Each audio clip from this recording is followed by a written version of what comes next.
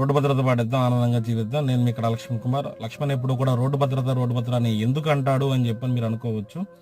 నేను నా కారులో విజయవాడలో బంపర్ టు బంపర్ ట్రాఫిక్లో వెళ్తున్నా. ఈ స్వయానుభవం మాట.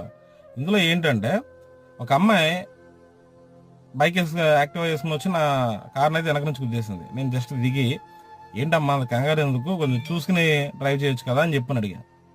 నువ్వు ఎందుకు బ్రేక్ వేసావు, నువ్వు సడన్ బ్రేక్ ఎందుకు వేసావు? బంపర్ టు బంపర్ ట్రాఫిక్లో సడన్ బ్రేక్ వేయడం కుదరదు అంటే రివర్సల్ దెబ్బలాడటమే. ఎందుకు వేసావు నువ్వు, ఎందుకు వేసావు, అదేంటది, ఒకసారి పక్కది అమ్మ మాట్లాడదామంటే ఇంకా ఆకండ అయిపోయింది. అంటే ఏంటి, ముందున్న వాళ్ళని గుద్దేయాలా?